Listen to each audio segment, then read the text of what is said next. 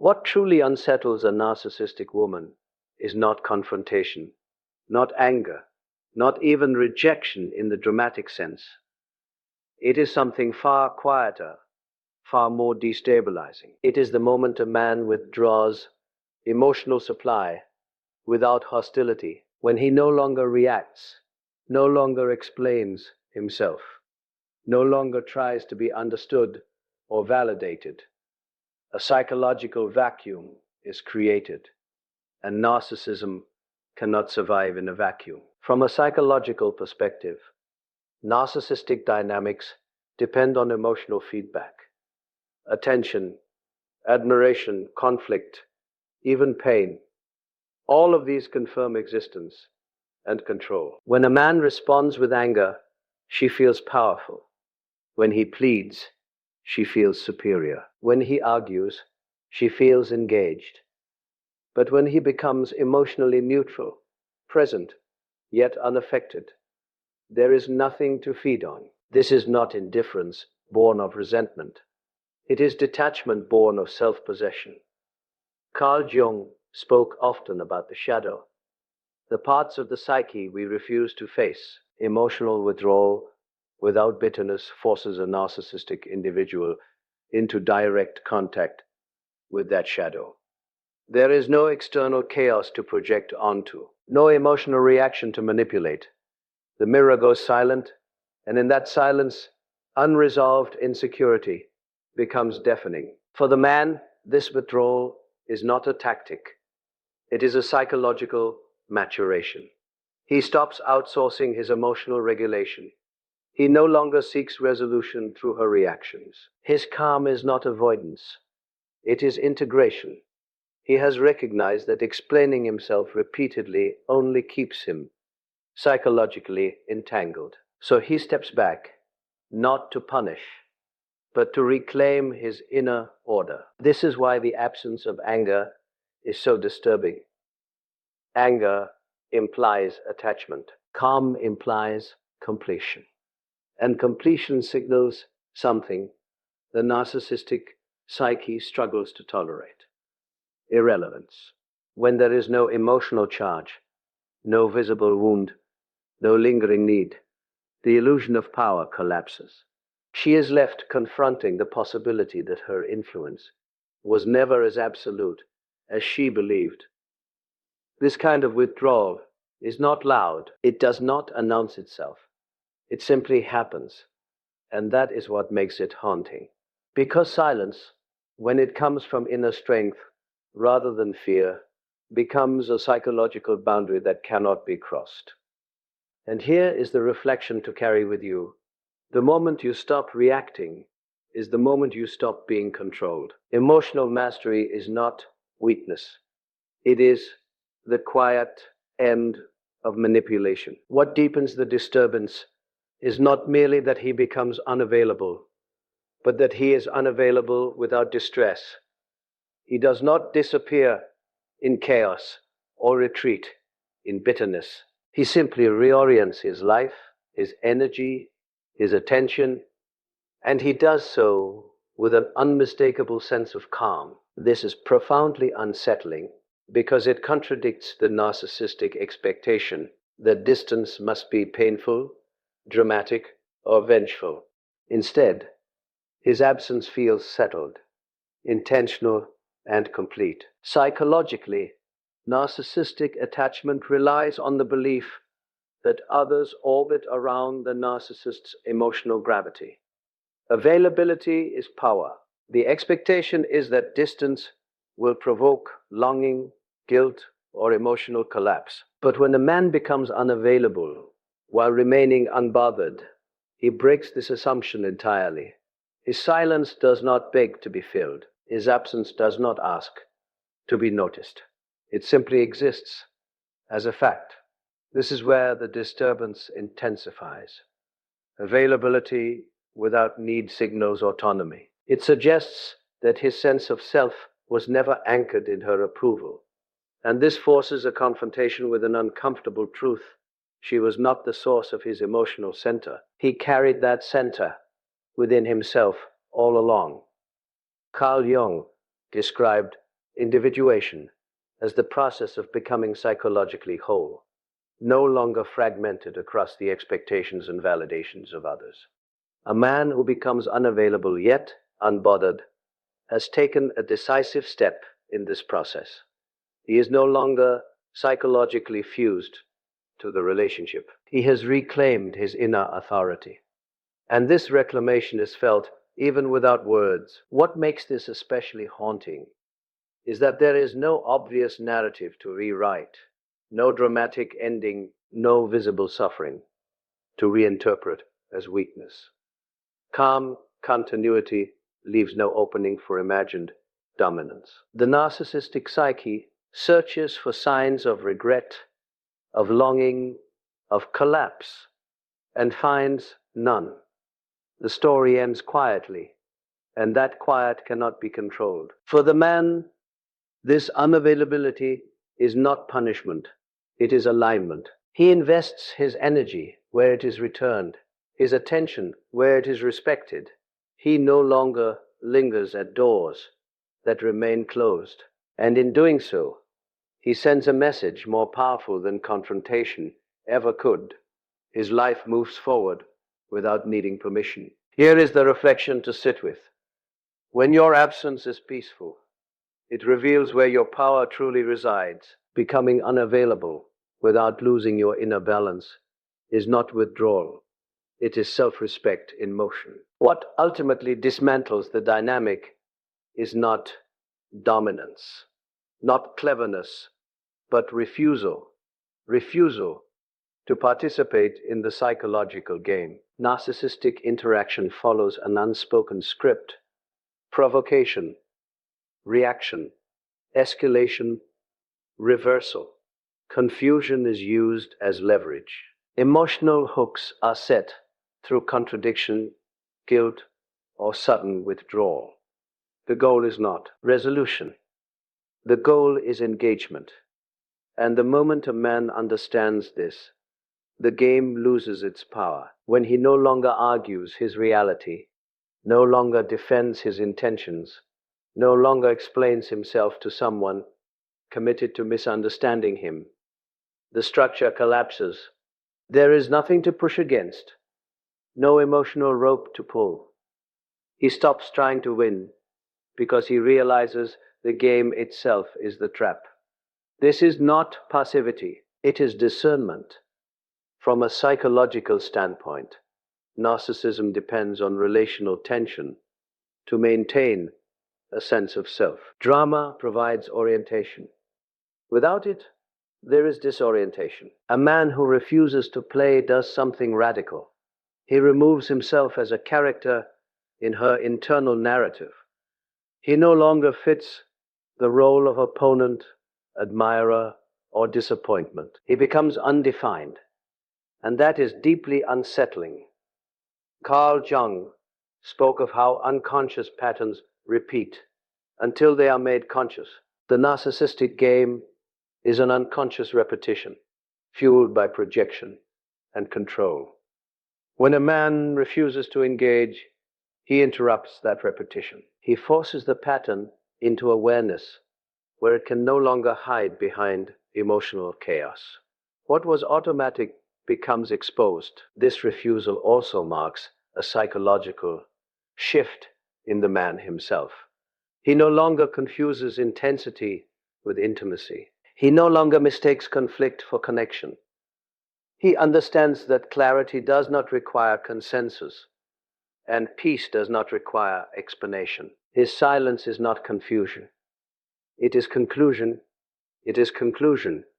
What makes this refusal haunting is its finality. Games can only exist with two players. When one steps away, not angrily, not theatrically, but decisively, the game ends, and endings without drama offer no opportunity for revision, no chance to reclaim control through emotion. For the man, this is not about proving strength. It is about conserving it. He invests his energy in growth her than reaction. He chooses self-respect over psychological endurance tests. And in doing so, he exits the maze entirely. The thought to leave with is simple but demanding. When you stop playing games you never agreed to, you reclaim the life that was waiting beyond them. What truly seals the shift is when a man develops a strong inner identity, one that no longer bends in response to approval or rejection. This is where the dynamic changes at its root. A narcissistic woman is not haunted by independence alone. She is unsettled by an identity she cannot enter, mirror, or reshape. When a man becomes internally anchored, he becomes psychologically unreachable, even if he is physically present. Narcissistic dynamics often rely on reflection. The narcissistic psyche seeks to see itself through others, to regulate self-worth by shaping how it is perceived. When a man lacks a firm inner core, he is easily drawn into this process, adjusting, explaining, reacting. But when his identity is grounded in values, purpose, and self-knowledge, there is nothing to grasp. He does not need to be seen to exist. He does not need agreement to feel whole. Oh, this is not arrogance, it is integration. Carl Jung described the mature personality as one that has turned inward, confronted its contradictions, and emerged less dependent on external validation. A man who has done this inner work no longer seeks completion through another person, and that autonomy disrupts the narcissistic expectation of influence. What becomes disturbing is that she can sense the shift without being able to name it. His responses are steady. His boundaries are quiet but firm. His emotional center does not relocate based on approval or withdrawal. This triggers insecurity, not because he is dominant, but because he is self-contained. She cannot provoke him into confusion. She cannot destabilize his sense of self. The usual tools no longer work. For the man, this inner identity is not performative. It is lived. He invests in discipline, direction, and meaning beyond the relationship. His life expands rather than contracts. And as it expands, the psychological grip loosens naturally. He is no longer trying to be understood by someone who benefits from misunderstanding him. This is why such men linger in memory, not because they were loud or controlling, but because they were solid. They did not dissolve under pressure. They did not negotiate their identity for connection. They stood in quiet alignment with themselves. The reflection to carry forward is this: when your sense of self is rooted within, no one else can uproot it. And that inner stability becomes your most undeniable form of freedom.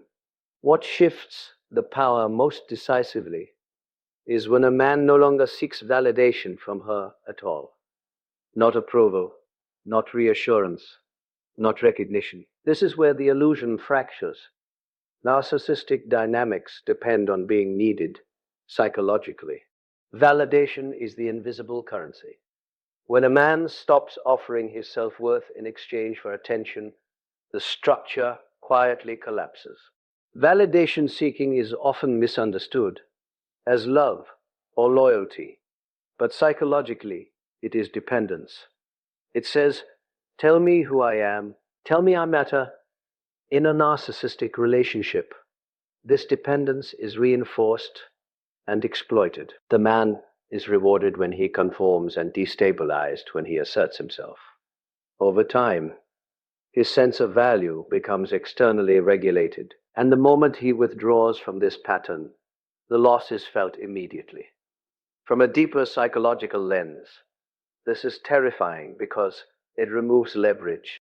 When a man validates himself internally, through integrity, self-trust, and lived values, there is nothing to manipulate. Praise no longer intoxicates him. Withdrawal no longer destabilizes him.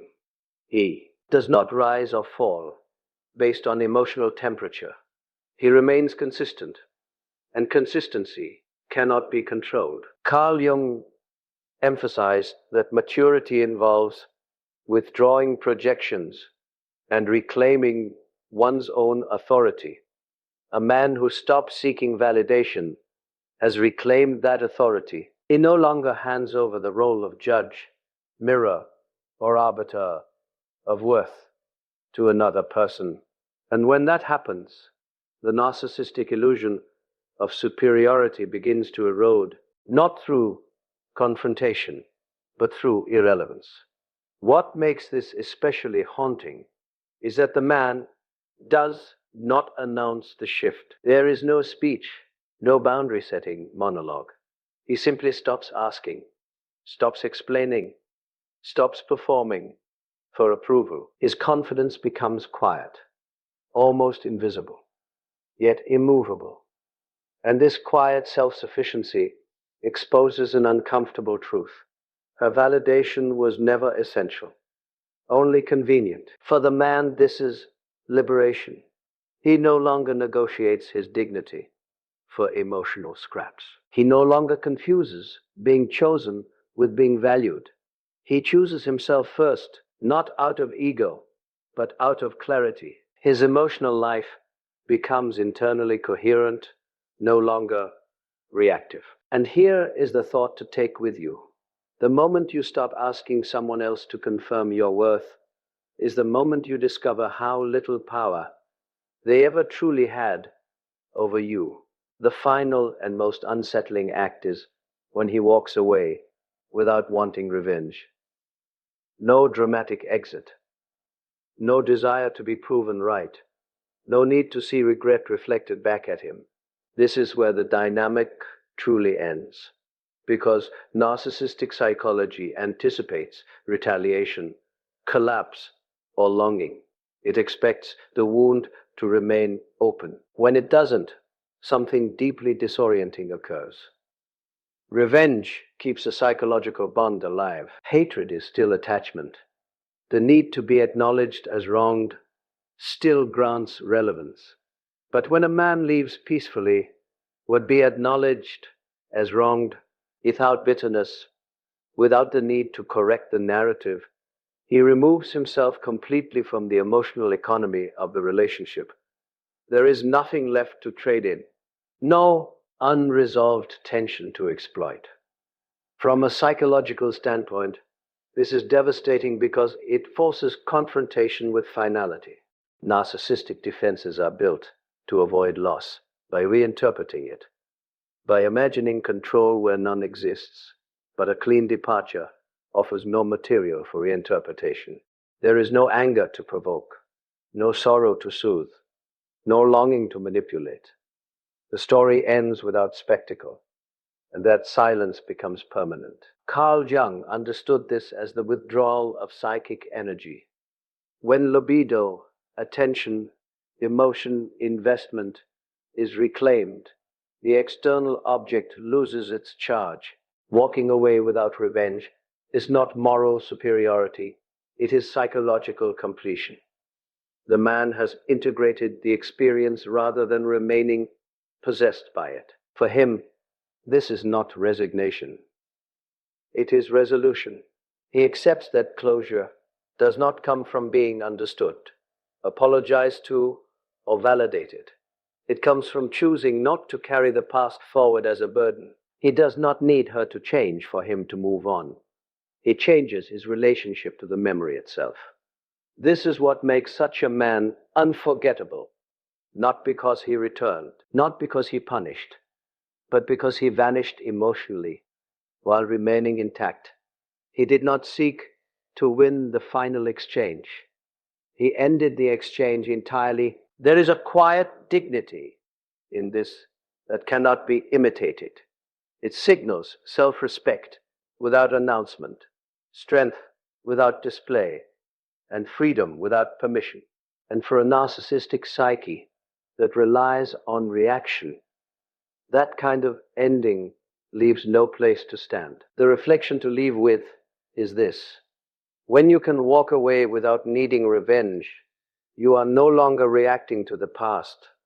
You are choosing way. Oh, you become next.